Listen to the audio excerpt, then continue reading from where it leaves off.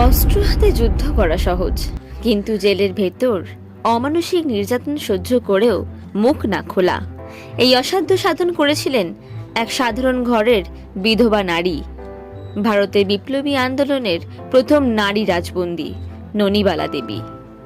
বিপ্লবী রামচন্দ্র মজুমদারের গ্রেপ্তার হওয়ার পর তার লুকিয়ে রাখা মজার পিস্তলটি উদ্ধার করা ছিল অত্যন্ত জরুরি। ননিবালা দেবী নিজের পরিচয় বদলে প্রেসিডেন্সি জেলে গিয়ে পিস্তলের খবর বের করে আনেন, আর ব্রিটিশ গোয়েন্দারা টেরই পায়নি। 1915 সালে পেশোয়ারে ধরা পড়েন তিনি। বেনারস জেলে তাকে যখন দিনের পর দিন অত্যাচার করে অন্ধকার ঘরে আটকে রাখা হয়েছিল, অকথ্য অত্যাচারও তিনি একটিও নাম বলেননি।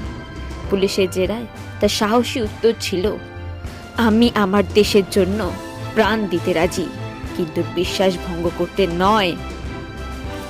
কাশী জেলে তাকে রাখা হয়েছিল একটি ছোট্ট মাটির গর্তে। দীর্ঘ 21 দিন অনশন করেছিলেন তিনি। কোন নতি স্বীকার নয়, শুধু সম্মান আর স্বাধীনতার দাবি ছিল তার চোখে মুখে। 1918 সালে তাকে স্টেট প্রিজনার হিসেবে প্রথম কোনো নারীকে এই মর্যাদা দেওয়া হয়।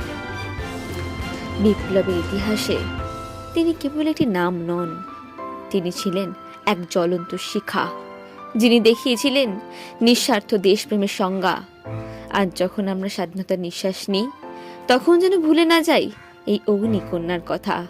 ইতিহাসের পাতায় নাম থাক বা না থাক, ননিবালা দেবী বেঁচে থাকবেন এদেশের প্রতিটি স্বাধীন সচেতনতার